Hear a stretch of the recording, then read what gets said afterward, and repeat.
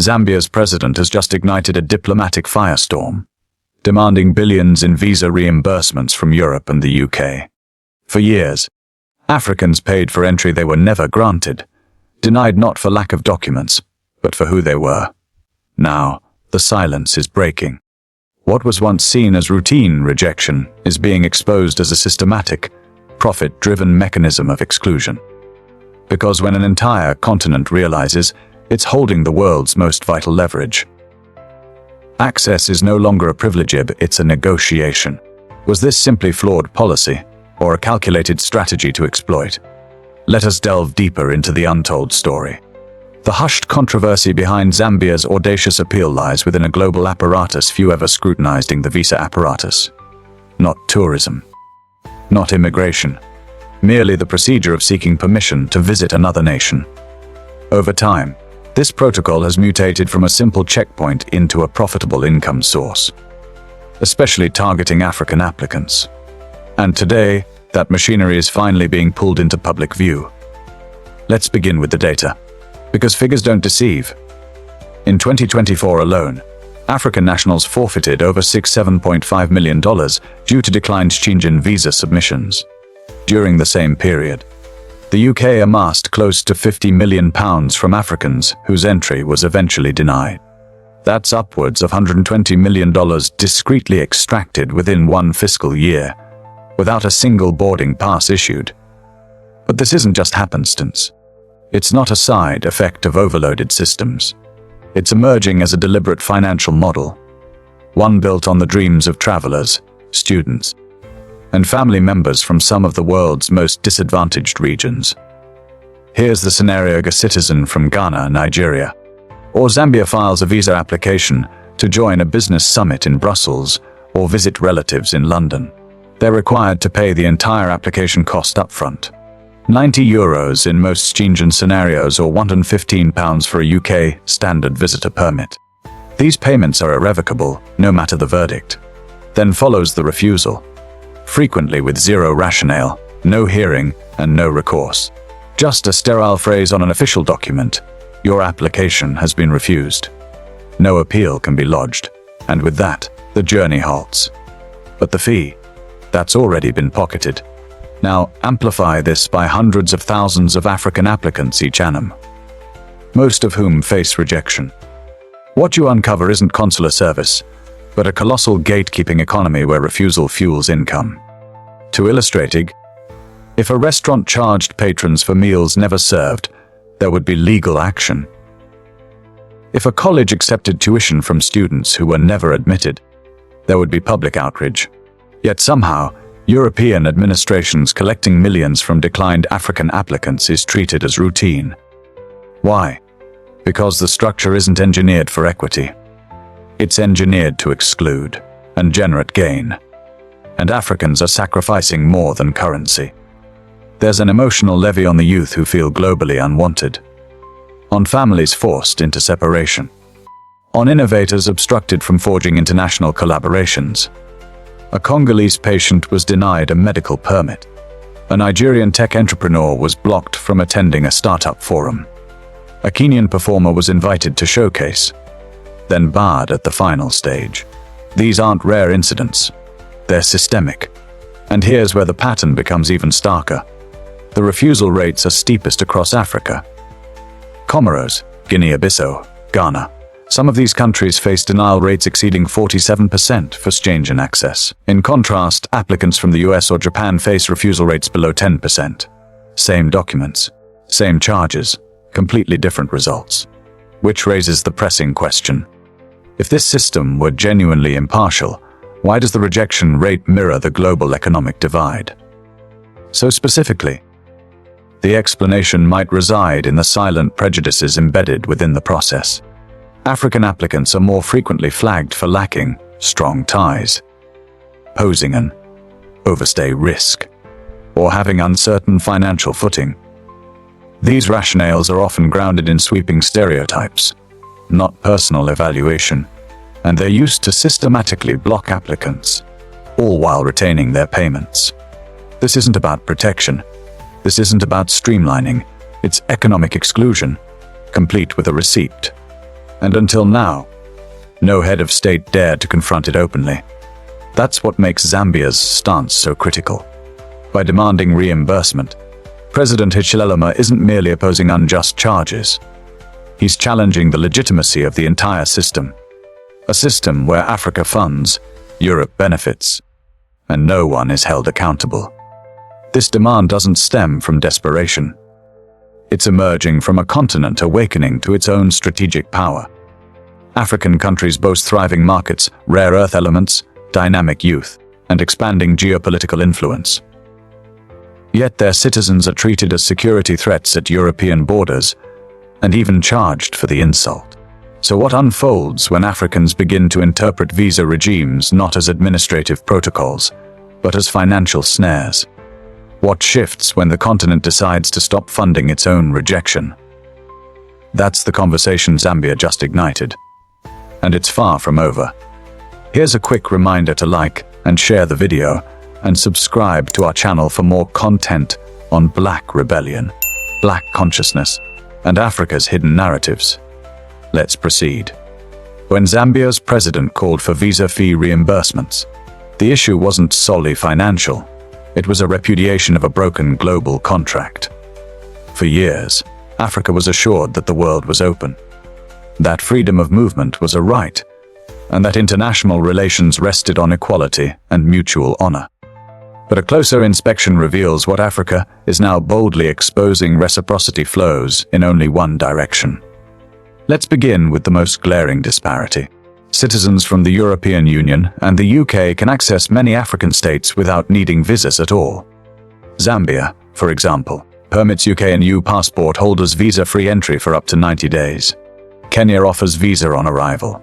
Ghana, Rwanda, Botswana, and several others have either lifted visa requirements entirely or drastically simplified the entry process for Western nationals. Why? The logic has always been straightforward: stimulate tourism, attract investment, extend goodwill, and prove that Africa is globally engaged and open for business. And Africa upheld its end. Visitors were embraced. Trade agreements were signed. Western envoys, financiers, and public figures entered African nations effortlessly, often met with celebration and ceremonial receptions. But what did Africa receive in exchange? Locked gates, silent dismissals, and bureaucratic mistrust. While Europeans stroll through African terminals with nothing more than a passport stamp, African travelers endure a bureaucratic labyrinth just to request entry, not to mention the degrading documentation requirements. Bank records, employer verification, invitation notices, return itineraries, lodging confirmations, and even biometric scans, just to demonstrate they pose no risk. And here's the twist: the majority of these African applicants still get turned down. So the real question now becomes, if Africa keeps its gates open while Europe and the UK bolt theirs shut, what is actually being reciprocated? This forms the crux of Zambia's defiance. The continent has, for generations, operated under the belief that openness fosters mutual exchange, that by extending generosity, the international community would reciprocate. But the truth is far harsher. Africa has granted access while receiving none in return. This isn't merely about tourism or mobility. It's about diplomatic self-respect. Because visa access is authority. It dictates who gets to attend summits, who can engage in international commerce, who is allowed global education, and who can find refuge when disaster strikes. And when African nationals are shut out, while Europeans enjoy unrestricted movement, it broadcasts a brutal truth: in your mobility matters. Theirs doesn't. The imbalance worsens when you consider how it's upheld by a glaring double standard. When African states propose limiting their own visa access, they're warned it could damage tourism, deter investors, or signal hostility. But when Europe obstructs African travelers, it's justified under the guise of security protocols or immigration control. So African nations are expected to remain open out of diplomatic courtesy, while their citizens face locked gates in the name of regulation. Zambia's call for reimbursements turns this narrative upside down. It's not just a plea for fairer treatment. It's a declaration. If you won't change your approach, we'll reconsider ours. And this is where it escalates to a geopolitical level. Because if African governments begin reassessing their own visa frameworks, removing visa-free privileges, tightening entry requirements for Europeans, or even introducing non-refundable reciprocal fees, the West will feel the repercussions. This isn't bluster. Africa is no longer the underdog it once was. With surging economies, a rising consumer base, and essential minerals powering both digital infrastructure and green energy transitions, the continent now wields genuine influence. And it's beginning to assert it. Already, discussions within African policy circles and strategic think tanks are surfacing proposals once deemed too audacious to voice publicly. Should UK and EU nationals be subjected to identical non-recoverable application fees for African visas? Should African countries impose applicant caps for Europeans, mirroring the invisible ceilings used against Africans? Should access for Western diplomatic missions be recalibrated until parity is achieved? These measures aren't about vengeance. They're about restoring fairness, a symmetry global travel has long claimed to practice but rarely applied. And this moment, sparked by Zambia, is a clear signal. If Western nations persist in viewing African travelers as liabilities, the continent will no longer offer unreciprocated generosity in return. Because Africa is finished with being cautious while sidelined, done with staying open while demeaned, finished with rolling out red carpets for countries that treat African nationals as threats. And now a question is emerging that few in London, Paris, or Brussels ever imagined would surfacing. What happens when Africa stops being the only party upholding fairness? Additionally, if Africa throws open its gates while Europe bolts theirs, the next question becomes, how does Europe rationalize this? The explanation lies buried beneath layers of bureaucracy so dense they serve not only as paperwork but as a barricade. A barricade built to mislead, delay, reject, and, most critically, evade accountability. The influence of European and British visa regimes doesn't stem from overt declarations of exclusion. It derives from their ability to conceal behind documentation. Rejections are never labeled as bias. They're disguised as procedural judgment, insufficient personal ties, ambiguous travel goals, or the classic rationale, you may not return to your country. Let's unpack that last claim. Imagine informing an educated, employed Zambian entrepreneur who submitted financial records, a letter of invitation, and her full itinerary, that she might violate the terms of her stay, so she's refused. That's not an isolated decision. That's institutional discrimination wrapped in policy language. And it's standard protocol for African applicants. What amplifies the injustice is the complete absence of appeal mechanisms. No oversight. No opportunity to explain or respond. Just a blunt rejection, and the fee already pocketed. That's the brilliance of the system. It rejects without responsibility. A perfect apparatus of denial. There's no hearing, no formal review, no duty to justify, just dismissal, and a cleared payment. And for years, African applicants complied because the rejection was disguised as fairness. But now, the curtain is being pulled back. What was once dismissed as bad luck is now being exposed as institutional design. These aren't anomalies. They're built-in features, not written into legislation, but programmed into practice, to block, to extract, and to never be held accountable. One of the clearest indicators of this trap is in the data. If visa processes were truly fair, outcomes would vary based on individual merit, profession, region, financial history. But that's not what we see. Instead, the rejection rates are eerily uniform across African nations. Whether you're a doctor in Senegal or an engineer in Namibia, your odds don't shift. Because the deciding factor isn't who you are. It's where you're from. The system isn't measuring eligibility. It's measuring origin. And Africans are among the most aggressively filtered. Certain visa desks have quietly acknowledged that some African passports are flagged for increased scrutiny before any document is reviewed. It's not declared, it's not debated, but it's enforced. And that's what makes the system so effective. It operates in silence. No public accusations. No clear violations. And with that silence comes impunity. No questions. No accountability. Until now. Because Zambia's demand for reimbursements isn't just about returning funds. It's about lifting the veil. About exposing the machinery that denies while pretending to deliberate. That collects while refusing. That excludes.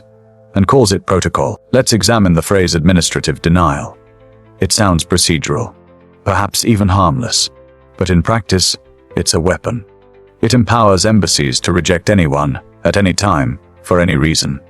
Or for no reason at all. And because these decisions are shielded from scrutiny, they can't be challenged in court. This creates a punishing cycle. African applicants overprepare, submitting excessive paperwork, enduring extra interviews, paying inflated fees, only to be denied again. Each rejection feeds a system designed not just to profit, but to discourage. And the damage isn't only financial, it's psychological.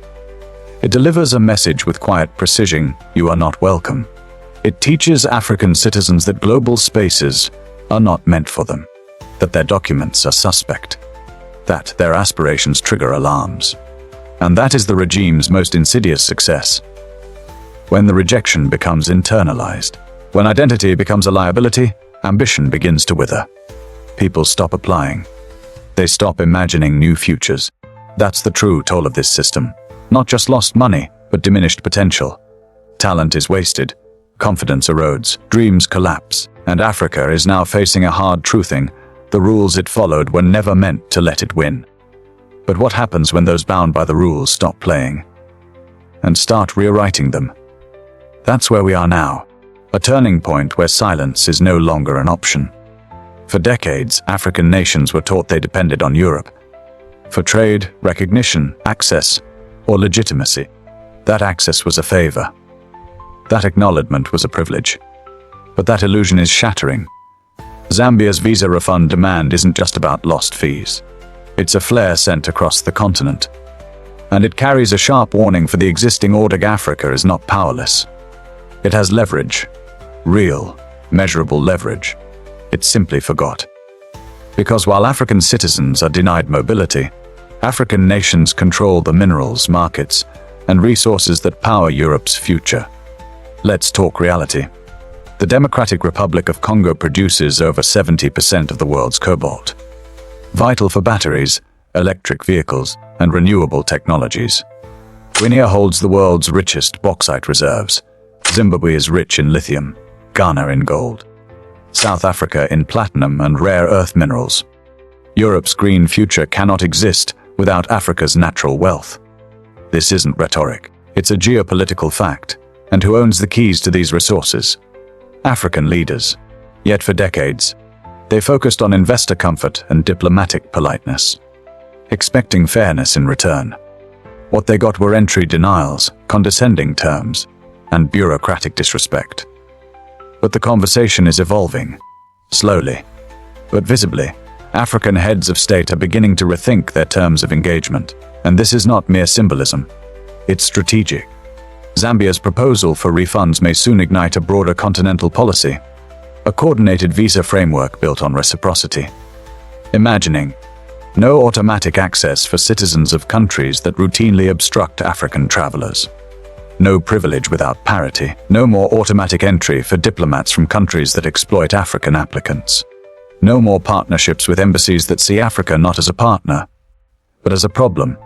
These are not radical demands. They are reasoned responses. And similar conversations are already unfolding within the African Union's migration and foreign affairs councils. The principle is simple: mutual respect in mobility. If your citizens move freely across our borders, then ours must receive equal access. If you restrict us, we'll reconsider the doors we've opened for you. And this is where Africa's negotiating position becomes unshakable. Because Europe's interests in Africa extend far beyond raw materials. Europe also depends on African soil for military presence, migration control, climate negotiations, strategic trade corridors, and crucial votes at the United Nations. And yet, for decades, African countries have extended these privileges without receiving parity in return. But that imbalance is no longer sustainable. In 2024, the shift began. Nigeria suspended visa on arrival privileges for select European nations, citing unjust diplomatic treatment. Senegal turned away a European trade delegation after key African entrepreneurs were denied entry. Kenya launched talks to align its visa decisions with how its citizens are treated abroad. None of these actions were permanent, but every one of them sent a clear signal: access is not a gift.